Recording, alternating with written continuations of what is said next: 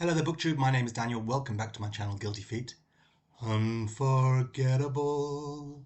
That's what you. I've got no rhythm. Today I want to talk about books because that's what I like to do. And I thought I would discuss five it books that time has forgotten all about. These are five books which, in their moment, seemed to be everywhere, and there was an urgency about reading them. Maybe they even had an impact on the popular culture because they were widely read or widely discussed. But now, and these are all books from the 21st century, they seem to be mostly forgotten. My question is, have you read any of these? Do you remember reading any of these? If you haven't read any of these, is there any sense that you ever might? I'm going to go out on a limb and say probably not. I think all of these are mostly forgotten, not all with good reason. Let me take you through them. First up is a book dear to my heart. This is the oldest book that I have here. I read this, and I don't know when, but when this came out. So this is not from the 21st century. This is 1995. It would make sense. So 30 years ago, jeepers. I'm talking about Prozac Nation by Elizabeth Wurtzel. She wrote this when she was 27. It's about her self-harming, about her depression, and eventually finding some relief through Prozac, which at the time was not. I mean, now I don't know if people know what Prozac is anymore. At the time, it was the first drug that was being widely prescribed to treat depression. And her title of the book, Prozac Nation, maybe it wasn't the first drug used to treat depression, apologies, but Prozac Nation became a sort of prophetic title for what this generation was going through. I read Prozac Nation. Everyone I know read Prozac Nation. This was a young Jewish New York woman, maybe a year or two older than me, not more than that. So from a similar milieu, this is already. I'm an adult now. I'm in 95. When did I get married? In 92. So I'm married. I'm long married by the time I read this and settled, and my life was going in a certain direction. And yet, something about this woman spoke to me. She went to school in a Jewish private prep school in the Upper East Side. I know now a lot of people who went to the same school. Natasha Lyonne, the actress, was at that school.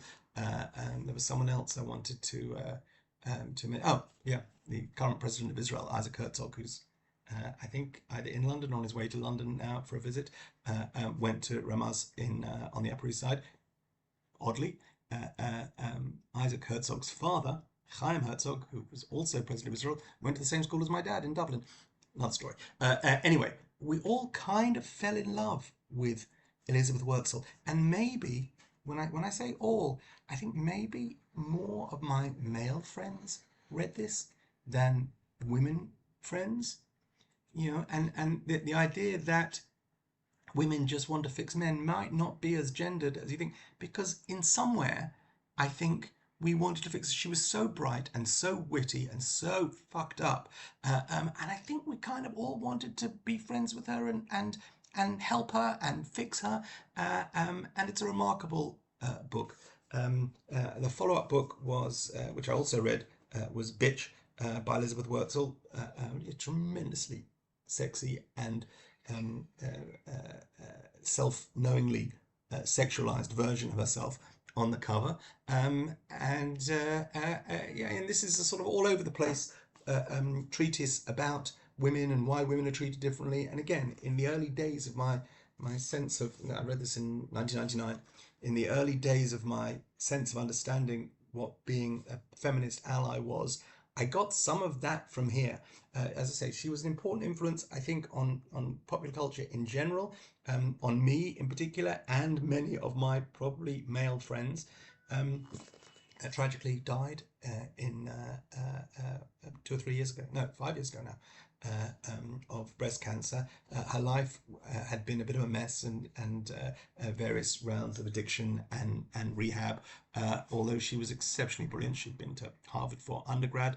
In her late 30s, she went to Yale and got a law degree and practiced in the last part of her life, passed the bar second or third time around, and practiced as a lawyer, as well as still writing incendiary articles for various New York newspapers. She is, I mean, let's say she's in a line down from Joan Didion, but of today's New Yorkie women writers, Gia Tolentino, they don't exist without Elizabeth Wurtzel. And although she's mostly forgotten, Prozac Nation, I think, was filmed with Christina Ricci back in the early part of this. So the book's 95, I think the film came out in 2001.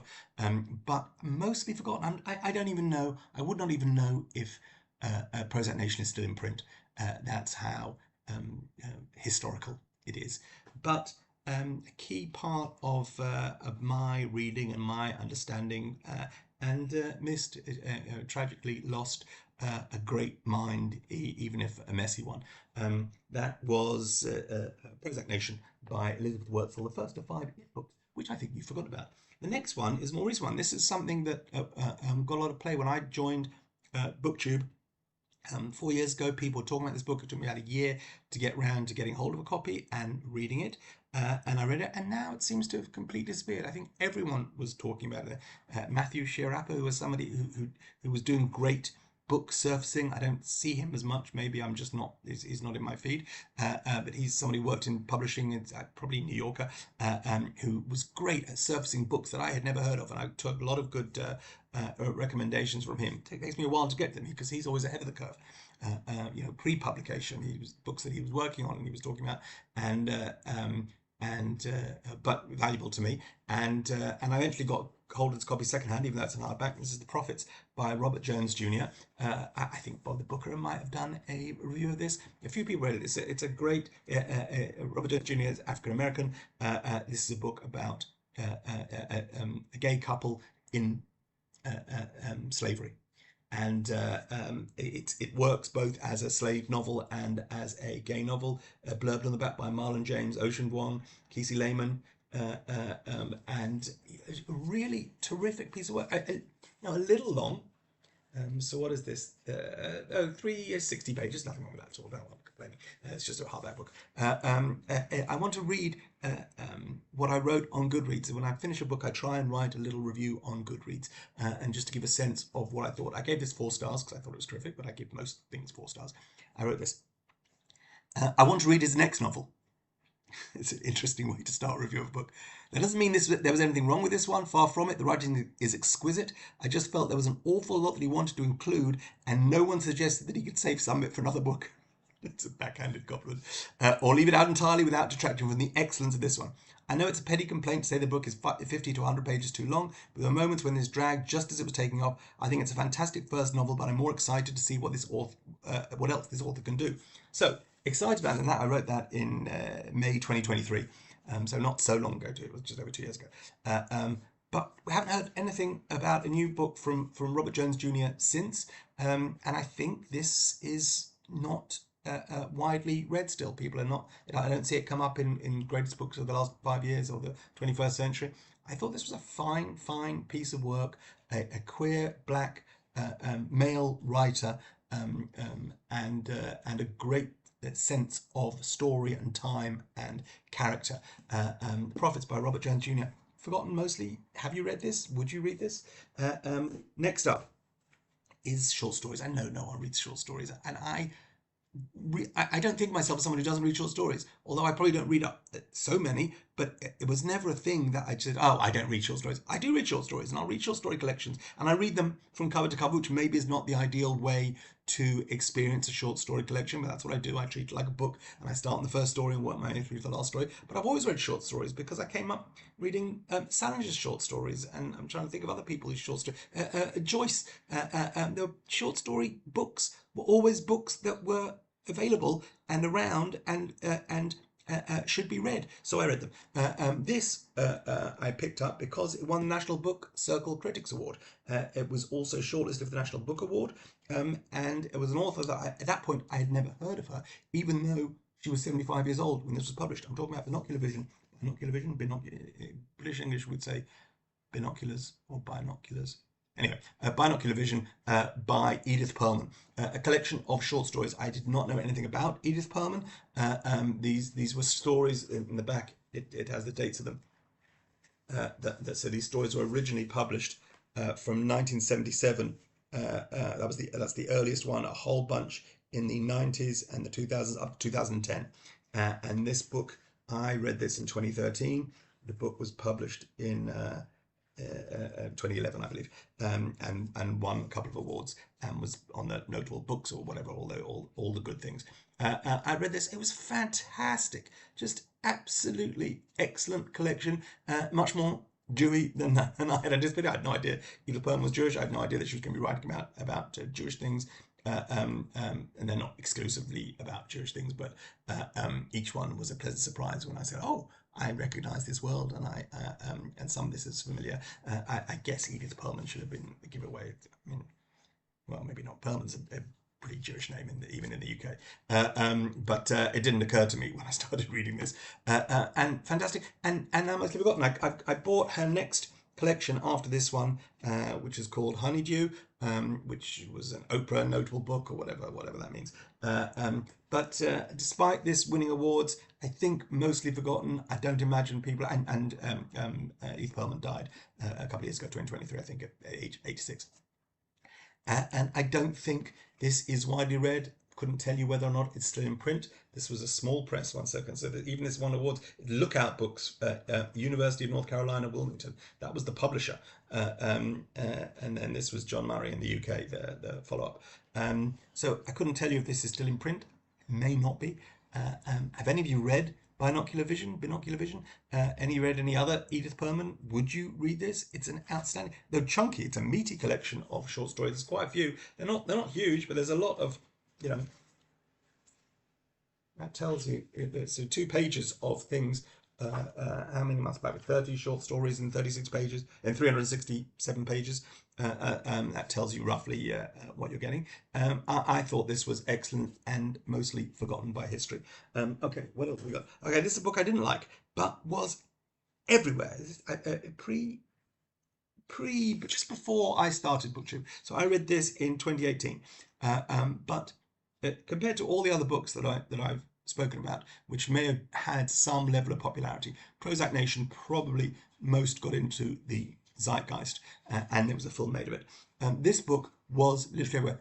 Interestingly, they have not made a film of this, partly because I think the book is shit, but this book sold hundreds of thousands of copies. Most successful books maybe sell 20,000 copies. This was massive and everywhere and all over BookTube before I was really on BookTube. This was widely read and widely loved. I'm talking about Eleanor Oliphant is Completely Fine by Gail Honeyman. This won the Costa Book Awards in the UK in 2017. I read this in early 2018.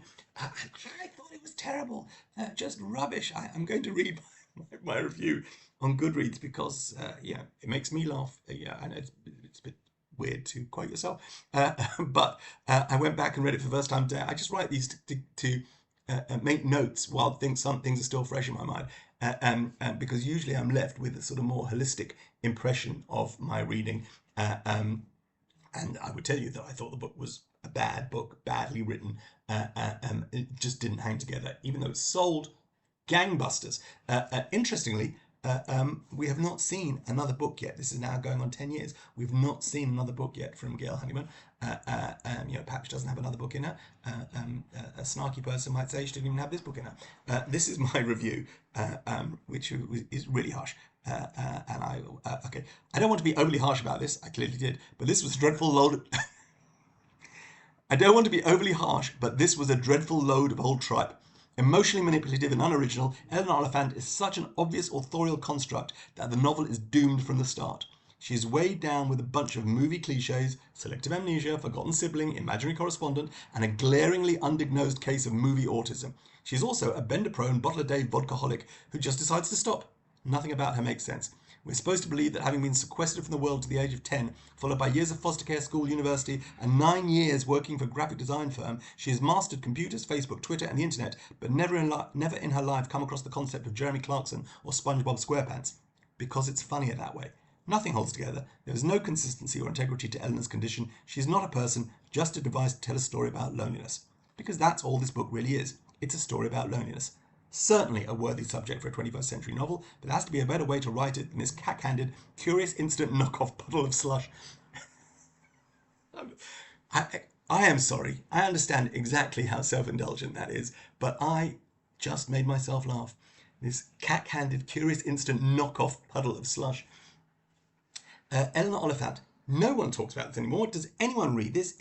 I imagine this is still on tables in bookshops of it books. But if you read this, what do you remember of it? If you haven't read this, has it ever shown up on your radar of a book that, oh, I should read that? Everyone read Eleanor Oliphant. That was a big book, and that's a... What do you think? I thought it was terrible. And the last book I'm going to mention is a book that, again, so at the opposite end of Eleanor Oliphant, most literary fiction doesn't sell gangbusters. This was a book that was spoken about, that was talked about. I picked it up because of that. I bought this in April 2016. And in my paperback edition, it says awards. National Book Award finalist, NAACP Image Awards nominee, one of the National Book Foundation's 5 under 35, shortlisted for the 2015 Centre for Fiction First Novel Prize, longlisted for some other prize, longlisted for another prize, shortlisted for the Ernest Gaines Prize, shortlisted for the Michigan Notable Book, named Best Book of the Year by the Oprah Magazine, Entertainment Weekly, NPR, Essence, Men's Journal, BuzzFeed, Bustle, Time Out, Denver Post, Publishers Weekly, Kirkus Reviews, Book Page, Literary Hub, Kobo, The Week, a New York Times Notable Book of 2015, Amazon Top 100 Editors Pick of the Year, a New York Times Book Review Editor's Choice, blah, blah, blah, blah, blah. The Detroit Free Press Must-Read Novel of 2015.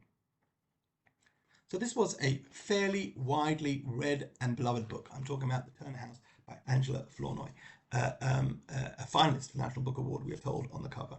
The line from this book, which I remember to this day without having to look it up, so the Turner House is set in Detroit. It's a family story. The house is where the whole Turner family have grown up, and the long history of the family's experience and life, an African American family in Detroit, is explored, and the interrelationships between these. And the line in the book is, "There ain't no haints in Detroit." A haint is means ghost. I'm white British, so this was not a word that I was familiar with, but this is I learned in this book that this is a common slang colloquialism for ghosts and spirits, and certainly in the black community of Detroit, and maybe wider than that. So there ain't no haints in Detroit, because there's a sense that the Turner House may be haunted with the history of what this family's gone through. This was a terrific modern family saga about an African American family in an interesting part of the country that I knew nothing about. This was a terrific read. I gave this 4 stars. Actually, when I go back and read my Goodreads review, which I will do, I was a little more scathing about it. But the interesting thing about this, and I read to you the whole list of awards and noticed this book got, that we have not had another book from Angela Flournoy since this 10 years ago, until this month. In 2 weeks' time, Angela Flournoy publishes her second novel. Now, when I was looking her up on Wikipedia, it said that she was encouraged and blah, blah. She's an Iowa graduate. That's the MFA, the Master of Fine Arts program at the Iowa Writers something. It's a very, very famous program, MFA master's program for writers. A lot of publishers, a lot of writers have secured publishing deals on the back of their time in this program, which may be residential, I don't know, a 1 year or 2 year program, where people are expected, I guess, in order to get their qualification, to have written a novel by the end of the time there, and a lot of stuff. You'd be surprised how many books that get reviewed and make it into some kind of recognized successful status have come from this program. Angela Flournoy's teacher at Iowa was a woman called ZZ Packer, who published a collection of short stories called Drinking Coffee Elsewhere, which I've mentioned before, which I read when it came out, and has published nothing since, or at least not a book since. She may have published short stories or essays, but not another book have we had from ZZ Packer, and that's going on 25 years. The Turner House is 10 years old, and it's taken this. Now, she may have been teaching, there may be. This is not a slam on authors. Everyone has to earn a living. Most people cannot do that from writing. But I think this author, who was at the height of her powers and has taken 10 years to follow up book, I have not seen people talking about Angela Flournoy's new book, which the title escapes me, as one of the most anticipated books of 2025. It comes out in September, which is a busy month. We got Dan Brown and everybody and their mother is publishing books this month.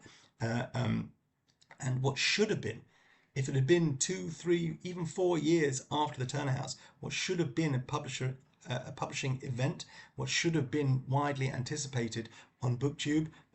Unfortunately, I think the Turner House has forgotten. I think Miss Flournoy has forgotten. That's not saying maybe the new book may be the greatest book of all time and may catapult her back into recognition. But I think this book is mostly forgotten. I think it's a shame. I thought it was a great debut, and while I'm not as excited to read the new book. Maybe I'll get it, maybe if I find it cheap somewhere, but I'm not rushing out to buy it. But I'm also reducing the amount of new books that I'm buying. But that's a shame. Turner House, Angela Flournoy was an it book, and now it's mostly forgotten. What it books have you read and believed to be forgotten? What it books have forgotten that you would still like to read? Have been forgotten that you would like to read? Please come to get me. That's all. My review for the Turner House. So I gave it 4 stars. This is in Goodreads right now. Another Iowa graduate published a first novel telling stories from our family's history. I don't mean to be so dismissive. On its own, this was a fine book with plenty to recommend it, but I couldn't get over an annoying sense of sameness that I also felt with Everything I Never Told You, and even all the way back to The Kite Runner. Iowa graduates, both. Inauthenticity is too strong. Inevitability might be closer. These first novels get hyped because the publishers are excited about a new voice, but the truth is we readers may do better holding out for a second novel. I've held out. It's coming 10 years later. Time will tell whether I did hold out and whether I get around to reading it. I hope you're all keeping well. Tell me about the books that you love that are forgotten. God bless, bye.